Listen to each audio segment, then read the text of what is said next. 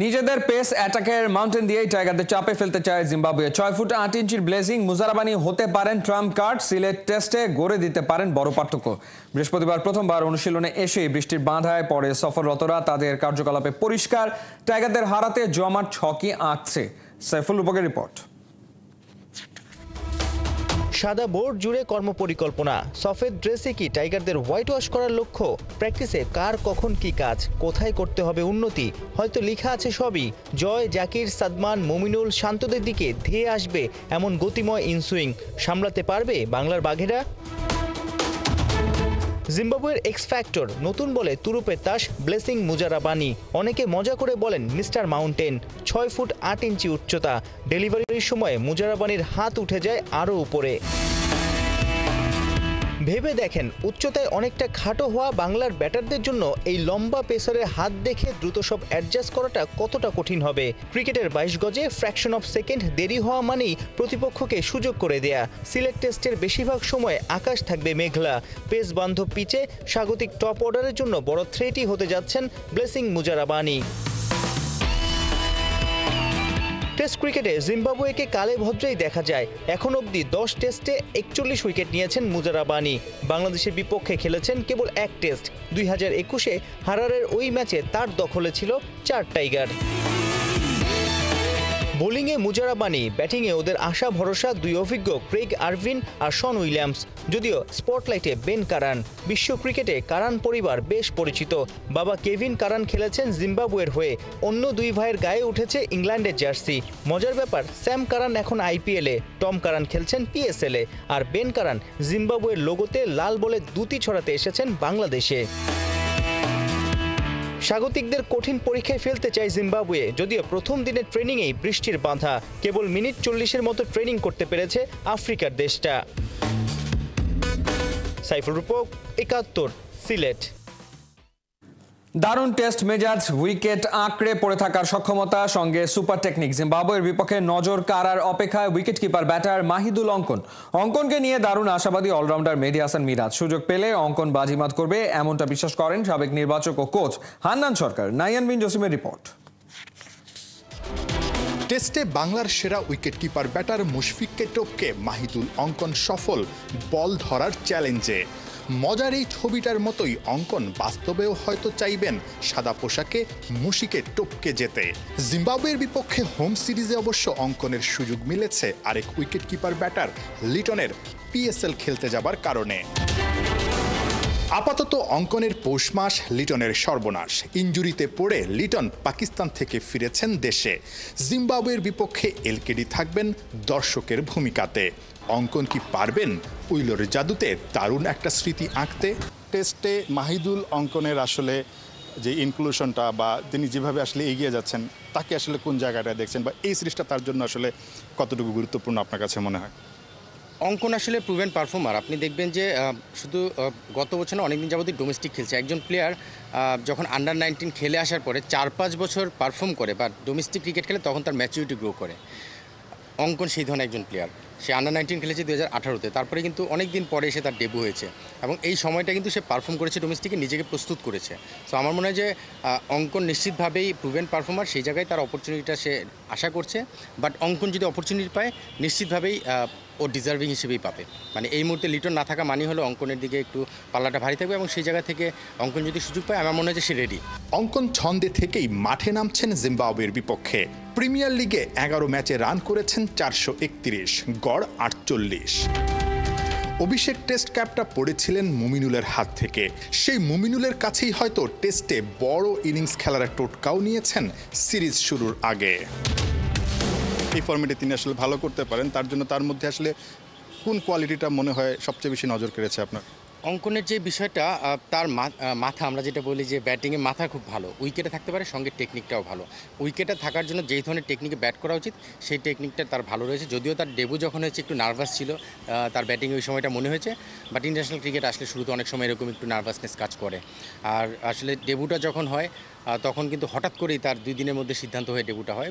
ওইভাবে চিন্তা করা বা প্ল্যান করে যে আসছে সামনে খেলবে ওইভাবে আসেনি। এখন অঙ্কন কিন্তু প্ল্যান করে আসবে, মানে সে জানে যে এরকম একটা সম্ভাবনা আছে খেলার, এবং যদি অপরচুনিটি পায় সে সেটা কাজে লাগাবে।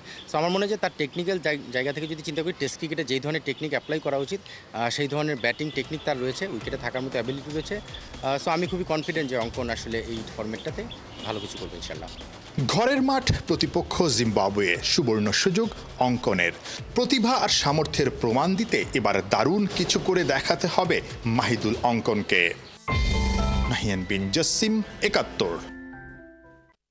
আবারও সেই ক্যারিবিয়ান কাটা যা পায়ে বিধে কঠিন হলো টাইগার্সদের বিশ্বকাপ যাত্রা। নারী বিশ্বকাপ বাছাইয়ে টানা 3 ম্যাচ জেতার পর এবার লাহোরে ওয়েস্ট ইন্ডিজের কাছে 3 উইকেটে হারল বাংলাদেশ। যদিও খাতা কলমে এখনো বিশ্বকাপে কোয়ালিফাই করার সুযোগ থাকছে জ্যোতিদের। পার্থবণিকের ম্যাচ রিপোর্ট।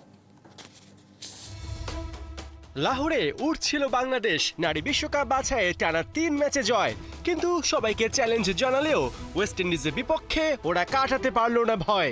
যাদের কাছে সিরিজ হেরে সরাসরি বিশ্বকাপে খেলা মিস হয়েছে, সেই ক্যারিবীয়দের কাছে বাছাই পর্বেও টাইগারদের হার। অথচ সমীকরণ ছিল স্পষ্ট, জিতলে 1 ম্যাচ হাতে রেখেই বিশ্বকাপে বাংলাদেশের টিকিট হতো নিশ্চিত। এদিন লাহোরে টস জেতার পর উইকেটের ন্যাচার অনুযায়ী ব্যাটিং বেছে নেন ক্যাপ্টেন জ্যোতি, কিন্তু পঞ্চম ওভারেই আউট হয়ে ফেরেন শোভানা মুস্তারি। আর এরপরেই ফারজানাকে নিয়ে বাংলাদেশের হয়ে দ্বিতীয় উইকেটে সেকেন্ড হাইয়েস্ট জুটি করেন শারমিন আক্তার। 139 বলে দুজনে তোলেন 118 রান।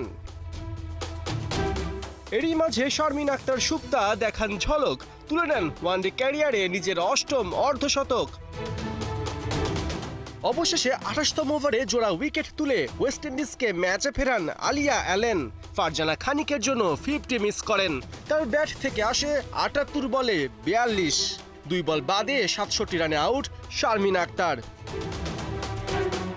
মিডল অর্ডারে ঋতুমনির 26 বলে 15 ছাড়া কেউই ছুঁতে পারেনি ডাবল ডিজিট। অবশ্য credit goes to lower order. Nahida আক্তারের 25 আর রাবেয়া খানের অপরাজিত 23 রানের ইনিংসে বাংলাদেশ বোর্ডে তোলে 227 রান। টার্গেট তারা করতে নেমে ওয়েস্ট ইন্ডিজের ওপেনিংয়ে আসে 26 রান। 7ম ওভারে বাংলাদেশকে প্রথম উইকেট টেনে দেন জান্নাতুল ফেরদৌস। জায়দা জেমসকে 9 রানে করেন ক্লিন বোল্ড। নিয়মিত বিরতিতে উইকেট তুললেও ক্যারিবিয়ানরা প্রত্যেকেই এদিন পেয়েছেন রানের দেখা। শিনেল হেনরি তুলে নেন 50। শেষ পর্যন্ত তার 48 বলে 51 রানের অপরাজিত ইনিংসে ওয়েস্ট ইন্ডিজ ম্যাচ জিতে নেয় 3 উইকেটে। এই ম্যাচ হারলেও বাংলাদেশের জন্য বিশ্বকাপে খেলার দরজা এখনো খোলা। তবে তার জন্য সমীকরণের মারপ্যাচ এড়াতে শনিবার পাকিস্তানকে হারাতেই হবে জ্যোতি মারুফাদের। পার্থ বণিক, ৭১। প্রথমবারের মতো দেশের সরকার প্রধানের সফর সঙ্গী হচ্ছেন 4 জন নারী ক্রীড়াবিদ। আর্তনা সম্মেলনে যোগ দিতে আগামী সোমবার 4 দিনের সফরে কাতার যাচ্ছেন প্রধান উপদেষ্টা ডক্টর মোহাম্মদ ইউনুস। বৃহস্পতিবার সন্ধ্যায় রাষ্ট্রীয় অতিথি ভবন যমুনায় প্রধান উপদেষ্টার সঙ্গে সাক্ষাৎ করেন ফুটবলার আফিদা খন্দকার ও শাহেদা আক্তার রিপা এবং ক্রিকেটার সুমাইয়া আক্তার ও শারমিন সুলতানা। বাংলাদেশের এই নারী ক্রীড়াবিদদের প্রধান উপদেষ্টার সঙ্গে কাতার সফরের আমন্ত্রণ জানিয়েছে কাতার ফাউন্ডেশন। আর্তনা সম্মেলনে যোগ দিতে আগামী সোমবার 4 দিনের সফরে কাতার যাচ্ছেন প্রধান উপদেষ্টা ডক্টর মোহাম্মদ ইউনুস।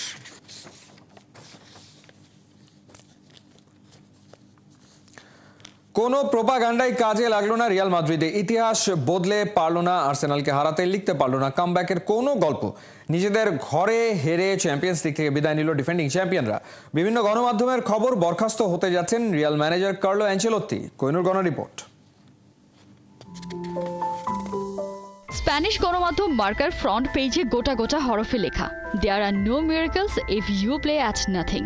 ফিরে আসা নানা গল্প, একের পর এক মিরাকল ঘটানোর প্রত্যয়। বার্নাবেউয়ের ছাদ অবরুদ্ধ করে ম্যাচের আয়োজন। কোনো প্রোপাগান্ডায় বাঁচাতে পারল না চ্যাম্পিয়ন্স লিগের ডিফেন্ডিং চ্যাম্পিয়নদের। পারফর্ম না করলে মিরাকলও মুখ ফিরিয়ে নেয় এই অমোঘ সত্যের মুখোমুখি কিং অফ কামব্যাক খ্যাত রিয়াল মাদ্রিদ। সান্তিয়াগো বার্নাব্যুতে 90 মিনিট বড্ড লম্বা সময়। প্রায় 80,000 সমর্থকের সামনে এই বাক্যে ফুল স্টপ দিয়ে দিলেন বুকায়ো সাকা আর মার্তিনেলিরা। রিয়ালের ঘরে একদিকে প্রত্যাবর্তনের অপমৃত্যু, অন্যদিকে পুনর্জন্ম হলো আত্মবিশ্বাসের। ঘরে বাইরে আর্সেনালকে কখনোই হারানোর স্বাদ পেল না লস ব্লাঙ্কোস। 5,826 দিন পর ইউসিএল এর সেমিফাইনালে আর্সেনাল। বার্নাব্যুতে খেলাটা শুরু হয়েছিল নীরবতায়, শেষটাও তাই। হারের পরই শুরু হয়ে গেছে পোস্টমর্টেম। ছুরিকাচির নিচে চলতি সিজনের রিয়ালের পারফরমেন্স আর কার্লো আনচেলত্তি। 2019-20 সিজনের পর আরও একবার সেমিফাইনালে উঠতে ব্যর্থ হলো রিয়াল মাদ্রিদ। স্প্যানিশ লা লিগাতেও শিরোপাটা প্রায় হাতছাড়া হয়ে বসে আছে। ধারণা করা হচ্ছে আর্সেনালের কাছে ব্যাক টু ব্যাক হার, 2 লেগে 5-1 গোলের ব্যবধান কাল হয়েছে আনচেলত্তির জন্য। 65 বছর বয়সী এই মাস্টারমাইন্ডের মাস্টারিতে যে রিয়াল জিতেছে চ্যাম্পিয়ন্স লিগ শিরোপা, লিগ শিরোপা, ক্লাব বিশ্বকাপ, তা এক মুহূর্তেই হয়েছে ম্লান। রিয়ালে এবারই শেষ হচ্ছে ডন আনচেলত্তি যুগের। কিংদের হারিয়ে আর্সেনাল এখন ইউরোপের নয়া মনস্টার। আর্তেতার মাস্টার প্ল্যানে সুপার ফর্মে সাকা, মার্টিনেলিরা, ডেকলান রাইসদের নজরই রূপালী ট্রফিটায়। এখন নয় তো আর কখন? কোহিনুর কণা, 71।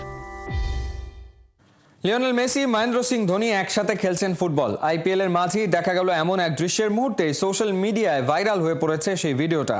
আনন্দে ভাসছে দুই মহাতারকার সমর্থকরা। হাসান সজীবের রিপোর্ট।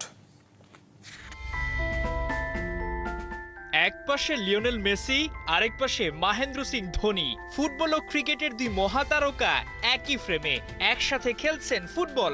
এরকম দৃশ্যের কখনো কল্পনা করেছেন, যেখানে মেসি জাগলিং করতে করতে পাস দিচ্ছেন ধোনিকে, মাহিও নিজের ফুটবল স্কিল দেখাচ্ছেন আকর্ষণীয়ভাবে।